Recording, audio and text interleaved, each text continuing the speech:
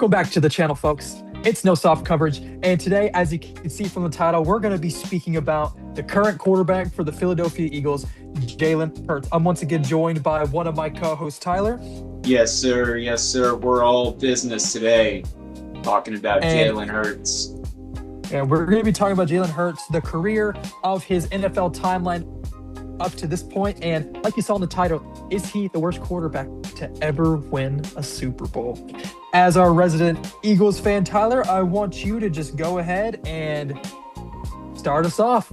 Yeah, Jalen Hurts has really had an interesting career up to this point. And, I swear he's one of the only quarterbacks that I've ever seen to win a Super Bowl and have everybody hate him the year after and throughout that entire year. He's truly an enigma at getting people to hate him. I'm not sure if it's just because he plays for the Eagles or if it's because they just don't like him. But if you look at the film compared to the stats, it's a lot. It's a completely different story than what is being portrayed by the national media, especially within the mainstream. Yeah, and to interject, his numbers really do kind of fool you in a way, because a lot of the years he had career highs and numbers are actually some of the worst I think he looked performance-wise. No, he was drafted in the second round of the 2020 draft out of Oklahoma, and at this point, the man has already seen like 3 offensive coordinators, and he's been benched, came back as the starter, to win an SEC championship before transferring to Oklahoma and getting the Heisman runner-up. Finally, he goes to the Eagles, where it is a shit show. I mean, we have no receivers at this point.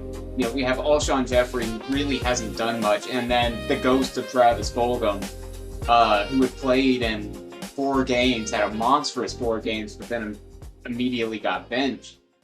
And I still never understood that. I still don't either. Why they didn't keep rolling with him. I know, that's honestly the thing that surprises me, because he looked like a number 1 receiver. He's catching passes over like 3 different Ravens defenders. Just an absolute monster for those 4 games. But yeah, no, he got benched for Alshon Jeffrey. Alshon steps in, does nothing. Carson Wentz gets benched because he's playing hero ball, trying to make up for it. Enter Jalen Hurts. Jalen Hurts comes in. We go 1-3. Nobody believes in this team, right? And the next year we come in, MVP-like season from Jalen Hurts. What are the stats on that? Or no, this is the year before the MVP. So the stats aren't going to be good. You'll be speaking on 2021, his first year with Shane Steichen, where he threw 144 yards, 16 touchdowns, 6 INTs, and he had 784 rush yards and 10 touchdowns. Okay. Yeah, no, obviously, to start that season, things were very, very rocky, right? We had just gotten a new play caller who wanted to throw a lot of these RPOs and a lot of these screens out to these receivers. However, that's not what the Eagles were built to do at that point. We had Devontae Smith, we had Dallas Goedert. That's about it outside of our offensive line. And so we focused on the ground attack, and we go 9-7 and make the playoffs. Cut to 2022. Jalen Hurts has an MVP caliber campaign, in which he won. Like the numbers for those as well? Yeah, go ahead. And this was his second year with Shane Steichen, where he threw 3,701 yards, 22 TDs to just 6 picks, with 760 rush yards and 13 touchdowns. Yeah, it's another 10+ touchdown campaign for Jalen Hurts, and this is what becomes a trend for Jalen Hurts. Double-digit touchdowns. Yeah, absolutely, and this is really where we start to see the emergence of the tush push and its dominance over the course of like 3 years, right? We're talking at least a 95% hit rate on these quarterback sneaks. And I think that is kind of the turning point for Jalen Hurts and how the media saw him. And to your point, to interject just a little bit on, just to add on to the numbers on just how disgusting the tush push was, and especially in those early years. I mean, those video game numbers, you look at them now, and they are video game numbers. They don't even look real. No. Like, we're talking like high 90% of the time it was converting.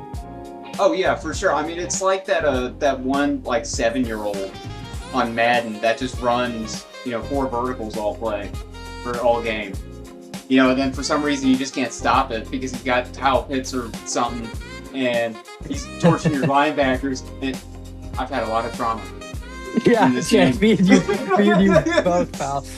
Obviously the tush push, it was being used a ton, and it was converting at, if I remember correctly, I think it's like a 98% conversion percentage. Mm-hmm. And so I think a lot of this and how good we were at this specific play, it really changed the way that people viewed Jalen Hurts. They viewed him as, oh, these rushing touchdowns are inflated. All they're going to do is run the tush push every play. Why do we even play 3rd and 1? Tush push should be banned. But right. I digress. We can save that for another rant. Anyway, in that year, we make a Super Bowl appearance. We are NFC champions. Right? Jalen goes out and he plays his heart out.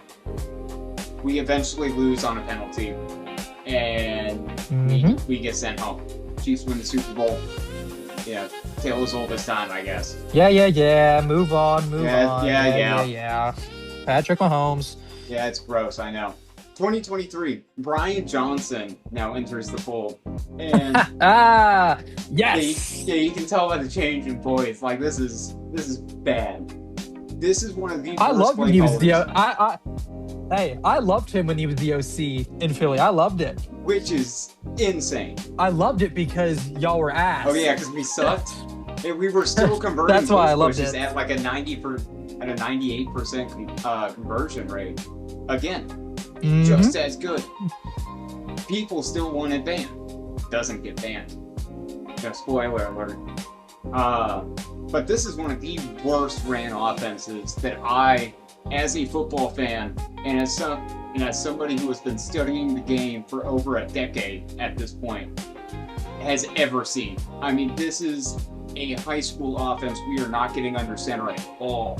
We have zero variation. You don't fuck with the inside zone and shotgun? Oh, it's great whenever you run other plays. I have never seen inside zone be the only run that anybody runs all year. And because of this I've never seen anything like it. It's insane. The man didn't have an answer for cover 0. Right? That's why the offense stalled that second half of the year, is because teams just ran cover 0 and we couldn't do anything about it. We have Devontae Smith and A.J. Brown on the outside, and you can't figure out how to beat man-to-man coverage? Not even like one rat, or one hole, or a cover 5. No. Cover 0. That's what kills us. An absolutely embarrassing showing from, honestly, the whole team. Because, I mean, the defense was just as terrible, which is why, and we'll have you list off the stats here in a second, like, these are Jalen Hurts, like, this is his best year statistically. And we'll kind of get into that after the stats here. All right, so like Tyler mentioned, Brian Johnson is the play caller, and of course, nothing like a good Brian Johnson jump scare. There's really nothing like it. You want to give Eagles fans shivers in their timbers? Freaking bring up Brian Johnson. I still have nightmares. He went through for a career high 3,858 yards, 23 touchdowns, but a far and wide career high 15 interceptions. Yeah. But rushing, 605 yards, and a career high 15 touchdowns. So it's a lot of peaks and valleys in terms of the season with Brian Johnson. Yeah, no, and I mean, honestly, a lot of the offense, it was kind of built for Jalen Hurts to be a superhero week in and week out, which doesn't bode very well, not even for the superhuman quarterbacks. I mean, look at Josh Allen and the changes that Buffalo had to make for that offense to really work and for that team to really win games. Because for a little while, teams have figured it out. I mean, you just play, good coverage, and Josh Allen will force the ball to you. Anyway, we make the playoffs, we get smoked by the Bucs, and we get sent home. Yeah, just an abysmal season. 2024, big year, at least rushing wise. Yeah, big year is I think big year is an understatement for a team who pretty much ran the league in the second half of the year and won the Super Bowl. And 90% of those games were not even competitive in the slightest. Philly was just blowing teams out. They had so many chances for Saquon to break that record, but they were winning by so much that they just literally were able to sit them, and they were fine. The amount of times I saw Kenny Pickett in the fourth quarter pissed me off because how much y'all were up all the time. I mean, it was either him or Tanner McKee. And I digress. Anyways, good. Yeah. You even mentioned play caller was Kellen Moore. Yeah. Kellen Moore was the fold. Didn't hurt throw. Brian Johnson. After 1 year, thank God y'all moved away from him. And it looks like y'all are gonna have another 1 year OC, but we'll get to that. Yeah. Anyways, we'll get into it. 2,903 yards, 18 touchdowns, 5 interceptions, very efficient. 630 rushing yards, 14 touchdowns, another double-digit rushing season touchdown. Super efficient, very low turnovers. I mean, there's especially from an offense that was not relying on the pass very much. That's exactly what you want to see from your quarterback. Yeah, for sure. And I mean, I think that this year really, quote unquote, solidified the media's take on Jalen Hurts and who he is as a player. Throughout his entire career, a lot of these guys, they're saying, oh, if you put Jalen Hurts on any other team in the league, he's terrible. He's a scheme quarterback. He can't operate without A.J. Brown. First off, he showed in the Saints game last year. We do just fine without A.J. Brown and Devontae Smith. We have Dallas Goedert as our number 3. But yeah, so this year, under Kellen Moore, you start to see a lot more pistol, and you start to see a lot more under center, which is beautiful. Hey, I love you too. Yeah, so we start to see a big change in how the Eagles are running the ball. We're starting to see a lot more gap scheme, a lot more counter instead of only inside zone out of the shotgun. We're starting to see a lot more play action passes as well. And like Parker had said earlier, we are blowing people out at this point. We are a very run-focused offense. And because of that, your stats aren't going to be anything crazy, right? If I throw 20 passes in a game, I should not expect to be putting up the same numbers as, say, Josh Allen or Lamar Jackson or Joe Burrow, right? And so, yeah, we ride this offense into the Super Bowl, and what it does, as I said before, it really solidifies their take on them. And so heading into the Super Bowl, people are saying, oh, the passing game, they're not going to be able to beat the Chiefs because they can't pass the ball. We ended up winning anyway. Mm-hmm. There is a trend establishing here, if you can't tell. Winning the Super Bowl is a bit of an understatement. Y'all fucking mopped the floor with them. Yeah, no, we absolutely annihilated them. I'm trying to be cordial here. We're all business today. Claude Mahomes. Yeah. But yeah, we win the Super Bowl. And there's a trend establishing here, if you can't tell. What happens? He wins football games. He shows up in big football games. And things that people say that Jalen Hurts cannot do, he routinely shows time and time again that he can do. right? People say, never had a losing season as a starter. Nope. Not once. In every single year, he's had a playoff appearance. Mm-hmm. Every year. Season as a starter, we have not missed the playoffs once. Mm-hmm. I think that says something. But yeah, as I was saying before, people say he can't throw the deep ball, and routinely shows one of the prettiest deep balls I've ever seen. I mean, you don't think it's a coincidence? It's his best throw. Yeah, you don't think it's a coincidence that it's put in the right spot every single time? All right, and Tyler, if I may, before we get into 2025, I do want to name some of the key players or key contributors during some of these seasons. Just a few names that I wanted to throw in there to bring some context into some of the guys Jalen Hurts had around him. Some of them had bigger roles, some of them not so much, but just off the top of my head, A.J. Brown, Devontae Smith, got Saquon and Dallas Goedert in there, Zach Ertz and Miles Sanders, DeAndre Swift, Jahan Dotson, Alshon Jeffrey, and the little bit of what was left of Julio Jones. Once again, I know there is guys that I missed on there, but at the same time, these are some of the names. Yeah, there you go. Probably because you can't spell it. What about Kendall Smallwood? What about Josh Adams? I don't think he even played with Smallwood, did he? No, Smallwood was out like right after his rookie year, and that was like 2019, I think. That year where we ran out of running backs. You remember that year? Oh, true. Yeah. But we ran out of everybody except for Zach Ertz. Tyler, why don't you go into what you've seen through 2025 and what you expect to see in the playoffs? Yeah, absolutely. So I think that to start off the 2025 season, I think that the Eagles, they had an identity that they wanted to establish, and that was run the goddamn ball, right? You saw a lot of these I formation type plays, like we signed so many tight ends and fullbacks that season because we were expecting to pound the rock.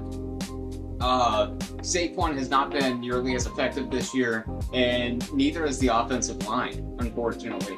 And really what it's done is it's created a great divide in our offense in terms of who we want to be versus who we actually are this season or what's actually been working, right? And the biggest issue with Kevin Patullo is that he kind of flip-flops between the two. He doesn't marry them together, right? You watch a Sean McVay, you watch a Joe Brady, you watch a Kubiak, and you see the same formations. Everything looks exactly the same. Parker, tell me why we're lining up in the I formation and we're running the ball every single time. And then tell me how, oh yeah, it didn't work. Let's throw it out of 2x2 shotgun, typical ace formation. And yeah, no, it's not going to work because people know what you're doing. And that's it's like passing for the sake of passing and running for the sake of running. Exactly, and the thing is that they do it so predictably. They run on first down out of the I formation, and then it's spread shotgun. It doesn't work because we're only passing, and then we run a draw play on third down, and it doesn't work. And so what you've seen, especially since the bye week, is you have seen this offense improve. It's a matter of fact that we're actually running play action passes. And we're not doing it from the shotgun. And that's something that Jalen Hurts has really added to his game, on top of the incredible deep ball, the athleticism, just the ability to show up in big games. I mean, I feel like that's something that we kind of touched on, but we didn't really explain it all that well. And yeah, so with the 2025 season, we're going to have Parker give you the stats for Jalen Hurts. So this year, like I said, with Kevin Patullo as the play caller, he's thrown for 3,224 yards, 25 touchdowns, career high, to only 6 interceptions. Once again, very efficient, what you come to expect Jalen Hurts for.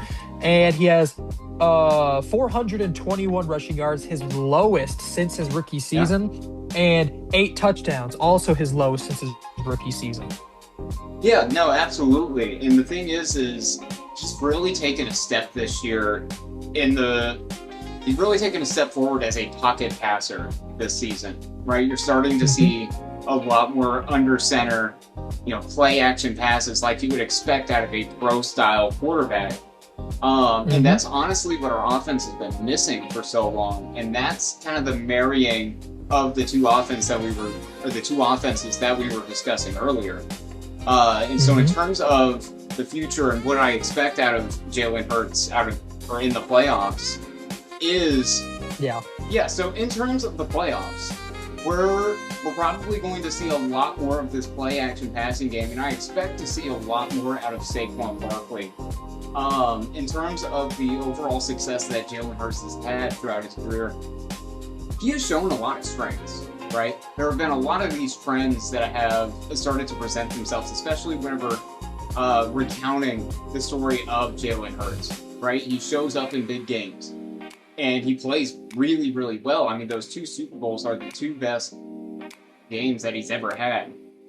The deep ball, especially to A.J. Brown and Devontae Smith.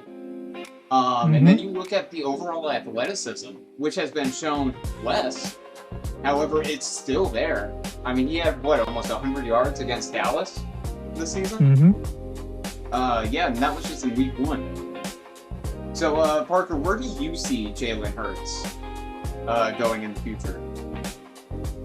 In the future, I expect Jalen Hurts to be I expect him to be the same Jalen Hurts I've pretty much seen his entire career. Every time I watch him, I see nothing but more strengths than I ever do weaknesses. And I know a lot of people don't like Philly, so in turns they don't like Jalen Hurts. Yeah. And I see a lot of people only looking at some of the stuff he has flaws in, and if we just do that, then every quarterback in the NFL is terrible. If we're only going to look at what they're not good at. But I expect to see the same Jalen Hurts, like I said, efficient, not a turnover machine, he's a monster. He's a monster with his legs, and he can throw in big moments, and he's continuing to show that. I mean, you look at his career stats, I have him here. I mean, just a tick under 18,000 yards, 17,891, 110 touchdowns to only 5 interceptions with 3,554 rush yards and 63 rushing touchdowns in his career already.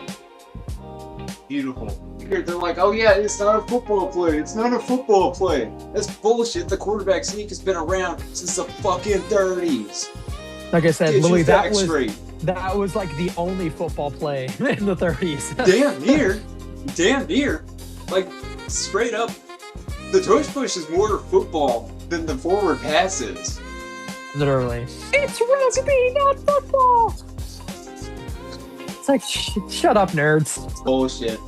It's crazy. I actually did some research on this like a while back. In total, there's been a total of 2 or 3 players that have ever been hurt on a tush push. And they were both the Giants trying to run the tush push and failing miserably. Yeah, no, we'll have to get into that. We'll have to get into that because that's it's quite a beautiful thing. Like the technique that they used, like you could tell that they hadn't repped it in practice, and even Brian Daboll was like, "Yeah, we never ran it in practice." And you can close us out, Tyler. Yeah, no, absolutely. Yeah, so in conclusion, for all of you people who want to only sit there and watch the box score and look at these stats, I'll give you some numbers, all right? We're talking, in his 6 years as an NFL quarterback, 57-25 as a starter. That's almost, if you round it up, it's a 70% win. Pretty good. It's pretty good. 2-time Pro Bowler, 22-23. He was named second-team All-Pro, MVP runner-up in 2022. He's a Burt Bell Award winner. And here's where it really gets crazy.